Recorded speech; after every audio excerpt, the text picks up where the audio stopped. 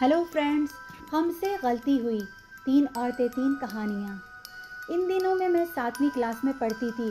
ज़िंदगी के असरार और रमूज से नावाकिफ़ थी। हमारे घरेलू हालात ज़्यादा अच्छे ना थे। वालिद साहब सुबह काम पर जाते, शाम को लौटते थे। कम तनख्वाह में खींच तान कर गुजारा हो रहा था। मुझे इसका इल्म ना था कि मुआशी तंगी और गुर्बत के मसाइल क्या होते हैं। वालिदैन चाहे जितने परेशान हों, औलाद की ज़रूरतों को बखूबी पूरा करना चाहते हैं। बचपन का सुहाना वक्त सहेलियों के साथ खेलकूद में गुजर गया। होश संभाला तो पाबंदियां लग गईं कि पास पड़ोस में नहीं जाना, घर से बाहर नहीं झांकना और सहेलियों के साथ नहीं घूमना। लड़कियां इस उम्र में दोस्ती को अजीज रखती हैं। जितना सहेलियों से प्यार होता है, इतनी तन्हाई कम होती है और इस एहसास की बहुत अहमियत होती है। पाबंदियां लगने से मैं घुटन का शिकार हो गई। बोरियत दूर करने को इसके सिवा कोई चारा ना था कि छत पर जाकर वक्त गुजारूं। छत से गली नजर आती थी, इर्द गिर्द के मकानात की छतें भी दिखाई देती थीं। ये मेरे लिए दिलचस्प नज़ारे थे। जब सर पर खुला आसमान हो और कोई रोकने टोकने वाला ना हो, रूह के दरीचे वाह हो जाते हैं। माँ पढ़ी लिखी ना थी, आम सी घरेलू औरत कि जिसे बच्चे पालने के सिवा किसी दूसरे काम से सरोकार ही ना था। सालाना इम्तिहानों के बाद कुछ दिनों की छुट्टियां हो गई। मैंने कहा कि मामू जान के घर चलते हैं। माँ ने जवाब दिया, आवारा मिजाज लड़कियों की तरह क्या तुझे घूमने फिरने के सिवा कुछ काम नहीं? मुश्किल से तालीम दिलवा रहे हैं, कुछ तो हमारा एहसास कर। छुट्टियां हैं तो घर के काम काज में मेरा हाथ बटा। क्या तूने कोई काम वाम नहीं सीखना? सारी उम्र ऐसी ही निकम्मी रहेगी, घर कैसे बसाएगी? माँ की इतनी लंबी तकरीर से मैं बदमज़ा हो गई। जी चाहा सामने जो गमला रखा है इसको ठोकर मारकर तोड़ दूं। माँ की झाड़ सुनकर मैं रोने बैठ गई। तभी इत्तेफाक से नानी अम्मा गांव से आ गई। इन्होंने मुझे रोते देखा तो बहुत दुखी हुई। कहने लगी, हामिदा ये क्यों रो रही है? इसका कोई मर गया है शायद। माँ ने गुस्से में तड़ाक से जवाब दिया। नानी अम्मा का कलेजा हिल गया। बोली, हामिदा क्या मैंने तुझे ऐसे ही पाला था जैसे तू इसको झिड़कती है? ये बहुत बुरी बात है। इस उम्र में बच्चियों का दिल हाथ में रखने की ज़रूरत होती है, पैरों में रोने की कोशिश अच्छी नहीं। तुम पर ऐसी ही भारी है तो मेरे साथ इसे भेज दो, ये वहाँ छुट्टियाँ गुजार लेगी। अम्मा बोली, ये तो पहले ही दिन से चाहती थी कि ऐसा हो। चलो अच्छा है, अब इसको ले जाइए, कम अज़ कम काम से तो इसकी जान बची रहेगी। नानी 4 दिन रही। इनके समझाने पर माँ ने मुझको साथ भेज दिया। मैं बहुत खुश हुई। नानी का गांव मुझको पसंद था। वहाँ बचपन की सहेलियाँ भी थीं जिनसे मिलने का अरमान रहता था। अनीला, निम्रा और सबा से मेरी बचपन से दोस्ती थी। दूसरी क्लास में थी इन दिनों जब हम कुछ अरसा गांव में नानी के घर रहे थे। बाद में अब्बू की नौकरी लाहौर में लग गई तो हम लोग शहर आ गए। निम्रा की गली में एक लड़का रहता था जिसका नाम नोमान था। वो भी बचपन में हमारे साथ खेला करता था। जब बेधड़क घरों में आना जाना हो तो लोग अपनों जैसे ही लगते हैं। गांव आते ही मैंने निम्रा का पूछा, इसे भी पता चल गया कि मैं आ गई हूँ। वो इसी वक्त दौड़ती हुई मेरे पास आ गई और मुझे अपने साथ घर ले गई। बचपन की संगत भी क्या कमाल शय है। साथ बीते हुए दिन बहुत खूबसूरत होते हैं। जिंदगी भर इन सुनहरे दिनों की याद दिल से नहीं जाती। निम्रा को देखते ही बचपन की यादें जहन में तूफान उठाने लगीं। जी चाहा कि खेतों में निकल जाएं, लंबी पगडंडियों पर दौड़ें और नहर में पत्थर फेंकें, छींटे उड़ाएं। मामू जान का डर ना होता तो मैं इसी वक्त खुली फिजा में दौड़ लगा देती। बातों बातों में सबा और सायरा के बारे में पूछा। निम्रा ने बताया कि सबा की शादी हो गई है और सायरा पढ़ रही है। इनसे मिलने को भी जी बेकरार था। नानी अम्मा से इजाज़त लेकर मैं निम्रा के घर आ गई। जो ही हम घर के अंदर जाने लगे, सामने से नोमान आता दिखाई दिया। वो अब काफ़ी बड़ा और लंबा हो गया था। यहाँ की फिजा में यूं भी लड़के खुश शक्ल, सेहतमंद और लंबे चौड़े हो जाते हैं। खालिस दूध, मक्खन, असली गंदम का आटा और देसी अंडे, मुर्गियाँ, अच्छी खुराक, खुली साफ सुथरी आबो हवा, वाह क्या आइडियल ज़िंदगी होती है देहात की भी। शहर में अच्छे स्कूल कॉलेज थे, रोजगार के बेहतर मौके थे, तभी लोग देहात की जिंदगी तहज कर इधर आ बसते थे। जितना सुकून यहाँ था, कौन ऐसी पुरसुकून जगह छोड़कर जाना पसंद करता है। मेरे बचपन की यादें कदम कदम पर बिखरी हुई थी और इन्हीं यादों में एक नोमान भी था। वो अब ज्यादा खूबसूरत हो गया था। 17 साल का खूबरू जवान जिससे मेरी उम्र की लड़कियां हिजाब करती थीं, लेकिन मुझे हिजाब महसूस ना हुआ कि बचपन की पहचान थी। बेख्तियार मुंह से निकला, नोमान कैसे हो? अनजान बनकर जा रहे हो, बात भी नहीं करते। वो मुस्कुरा दिया, सलाम किया और करीब आकर बोला, शंगरी तुम आई हो? मेरा नाम शाहीना था लेकिन प्यार से मुझको शंगरी मिस्री कहता था। जिसका मतलब था साफ सुथरी मिस्री की डली। चूंकि मिस्री मीठी होती है और इसके नाम में इसका बेपनाह प्यार छुपा था, जिसका मुझे अंदाज़ा ना था। थोड़ी देर तक हमने बातें की, फिर मैं नानी के घर चली गई और वो अपनी राह हो लिया। आज बहुत खुश थी कि नोमान से मुलाकात हुई थी। इसने बताया कि मैट्रिक पास कर लिया है, अब शहर के कॉलेज में दाखिला लेना है। इसका इरादा डेंटल सर्जन बनने का था। जिसके आदर्श ऊंचे हों, इसको मुस्तकबिल में आला मुकाम मिल ही जाता है, बशर्त ये कि राह से ना भटके और इंसान अपने अज़ाइम की तकमील में दिलजमी से लगा रहे। मगर लड़कपन की उम्र में बहकने का अंदेशा भी भरपूर होता है। नोमान से मुलाकात के बाद इसी शाम छत पर चढ़ी तो वो भी अपने घर की छत पर मौजूद था। मुझको देखकर खुश हो गया और कहने लगा, सोच ही रहा था ए काश तुम छत पर आ जाओ। खुदा ने सुन ली, अब एक और मुराद मांगने को दिल चाह रहा है। वो क्या? मेरे सवाल के जवाब में बोला कि तुम हमेशा के लिए मुझे मिल जाओ। मैं शर्मा गई। इस लम्हे एहसास हुआ कि मैं बड़ी हो गई हूँ। मुझको इस तरह लड़कों से बात ना करनी चाहिए, ताहम इसका प्यार से बुलाना मुझे बुरा ना लगा। इस बात का किसी से जिक्र ना किया और बात दिल में रख ली। निम्रा की दोस्ती नोमान की बहनों से थी। वो रोज़ वहाँ जाती थी। एक दिन मुझे भी ले गई। इसके बाद मैं रोज़ वहाँ जाने लगी। इसकी बहनें राफिया और सादिया, जो मेरी बहुत आवभगत करती थीं, खुश होकर मिलती थीं। सच बात यह है कि वो मेरे दिल में भी अपने भाई की मोहब्बत को जागुज़ी करने की कोशिश में लगी हुई थी। नोमान की बहनें हम दोनों की मुलाकात का बंदोबस्त करती कि हम आपस में बात कर सकें। इनकी ख्वाहिश थी कि एक शहरी लड़की जो पढ़ी लिखी हो इनकी भाभी बने। इसकी माँ भी मुझे पसंद करती थी, पास बिठाकर शहर का अहवाल दरियाफ्त करती थी। इन्हीं दिनों नानी बीमार पड़ गईं। मुमानी बच्चों की परवरिश में मसरूफ़ होती। नानी की देखभाल मैं करती, तब इन्होंने अम्मी को कहा कि इसे मेरे पास छोड़ दो। गांव में भी 8वीं तक स्कूल है, ये यहाँ पढ़ लेगी। माँ की बीमारी की वजह से अम्मी ने मुझे गांव में छोड़ दिया। मैंने मिडिल गर्ल्स स्कूल में दाखिला ले लिया और मुस्तकिल मामू के घर रिहाइश पजीर कर ली। मामू की सरकारी नौकरी थी, वो दफ्तर चले जाते। नानी सो जाती और मोमानी घर के कामों में मसरूफ़ हो जाती। मैं स्कूल से आकर खाना खाती और नोमान से मुलाकात करने छत पर चली जाती। घर की छतें मिली हों तो मुंडेर फैलाकर मुतसिल छत पर पहुंच जाना कोई मसला नहीं था। एक दोपहर जबकि सब सो रहे थे और गर्मियों के दिन थे, मैं छत पर गई। दिल को दिल से राह होती है, वहाँ नोमान भी मौजूद था। बातों बातों में वो छत फैलाकर हमारी जानिब आ गया, क्योंकि इधर कमरा बना हुआ था और इनकी छत पर भरी दोपहर की धूप फैली हुई थी। हम दोनों कमरे में बैठकर आहिस्ता आहिस्ता बातें करने लगे। फिर पता न चला कब जबान गुंग हो गई और सिर्फ एहसास बाकी रह गया। होश आया तो कारवान एहतियात गुजर चुका था और दुख से मैं रो रही थी। वो माफ़ी मांग रहा था, कह रहा था कि तुम फिक्र मत करो, मैं कल ही अपनी वालदा को तुम्हारी नानी के पास रिश्ते के लिए भेज रहा हूँ। इसने सही कहा था। अगले रोज़ नुमान की वालदा मेरा रिश्ता मांगने आ गई। नानी अम्मी ने कहा कि मेरी नवासी अपने वालदैन की मलकियत है। रिश्ते के बारे में मैं राय दे सकती हूँ, लेकिन मैं खुद कोई फैसला नहीं कर सकती। इसका रिश्ता तय करने का इख्तियार नहीं रखती हूँ। अपने दामाद और बेटी से बात करूंगी, फिर आपको जवाब दूंगी। इस दौरान नोमान का दाखिला शहर के कॉलेज में हो गया। वो एफएससी करने चला गया। एक माह बाद ही पता चल गया कि मैं मुश्किलात में घिर चुकी हूँ। अब किससे अपनी मुश्किल कहती? नानी के पास भी मेरे मसले का कोई हल नहीं था, मगर कहे बिना चारा भी न था। कहना चाहा, जबान ने साथ ना दिया। अम्मी आ गई, मेरी जान पर बन गई। नानी ने अम्मी से कहा कि नोमान की वालदा शाइना का रिश्ता मांग रही हैं। वो बोली कि ये मुमकिन नहीं है, इसके वालिद ना मानेंगे। अभी इसकी उम्र ही कितनी है? सिर्फ 16 बरस की है। अभी से शादी की क्या पड़ी है? गर्ज उम्मीद के चिराग गुल करके वो वापस चली गईं।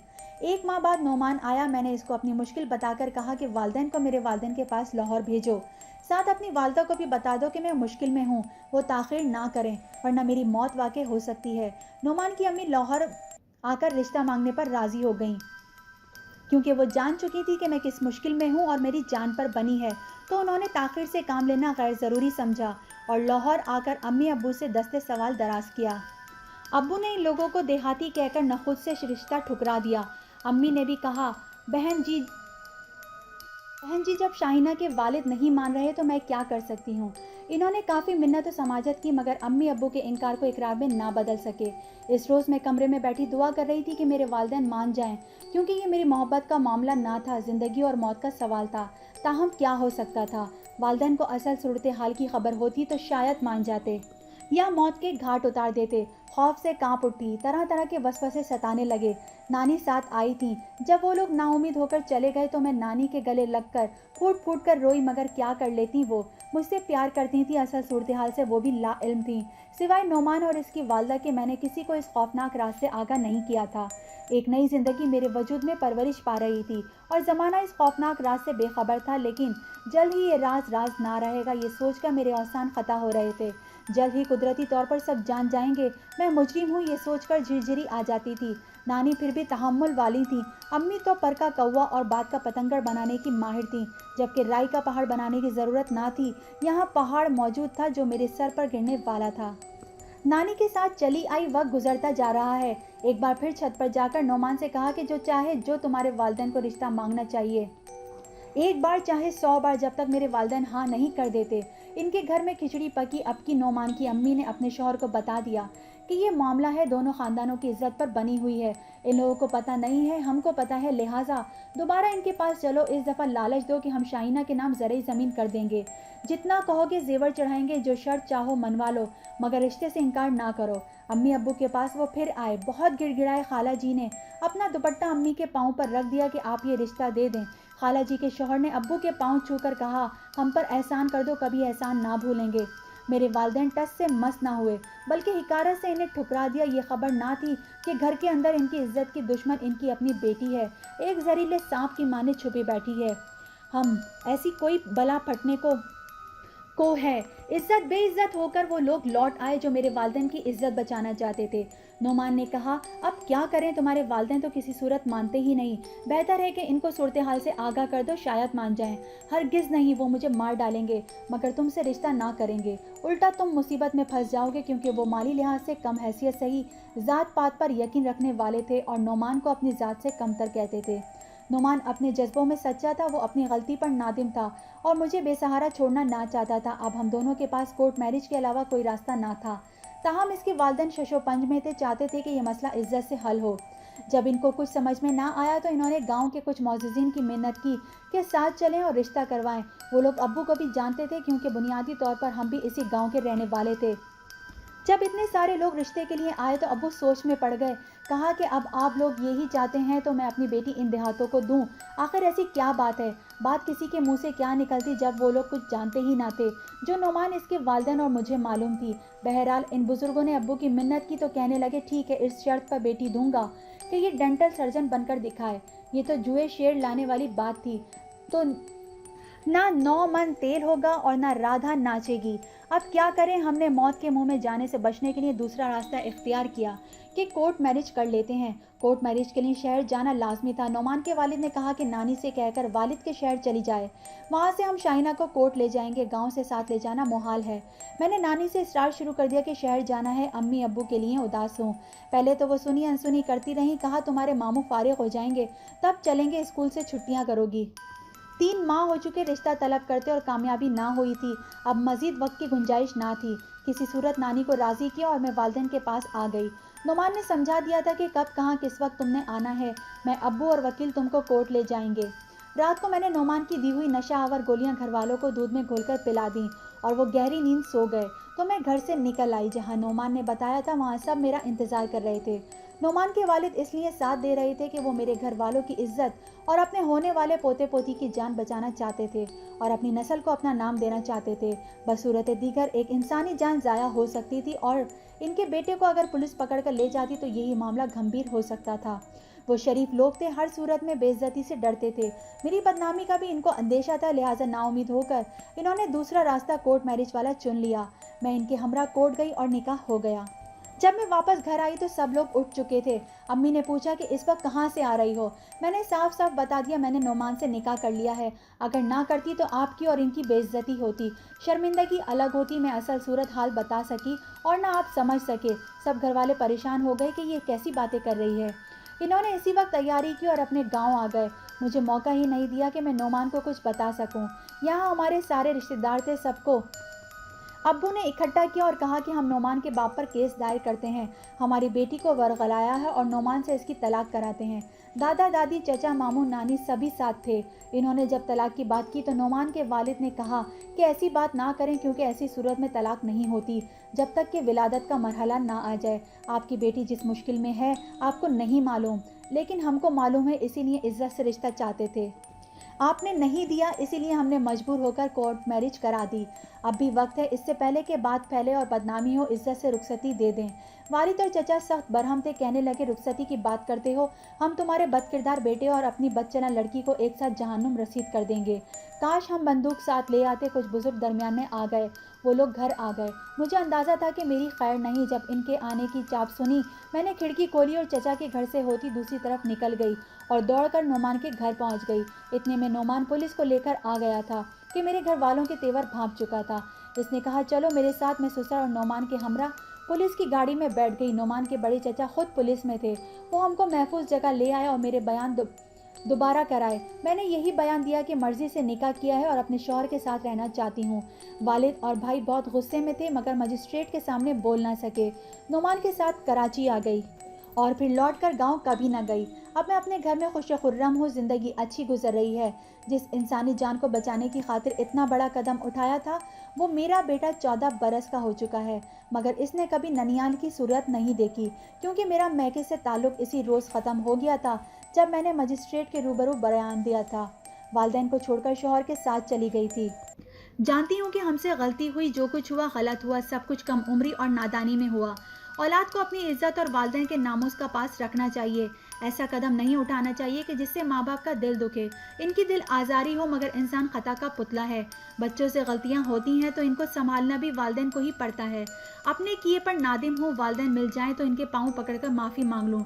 अपने खुदा से भी शर्मिंदा हूँ। हर वक्त आजिज़ी से बख्शिश की दुआ करती रहती हूँ, लेकिन वालिदैन को भी चाहिए कि जब औलाद खुदसर और ख़ताकार हो जाए तो वो इसको रुस्वा होने से बचा लें, ज़िद ना करें, इनके मसाइल हल करने की कोशिश करें। अब अम्मी अब्बू रोते हैं, कहते हैं काश जब नोमान ने रिश्ता मांगा था और लोग भी अच्छे थे तो हमको इन्हें रिश्ता दे देना चाहिए था। ख़ानदान और गांव भर में इतनी बदनामी तो ना होती। अब बाकी बहनों का मुस्तकबिल तारीक है।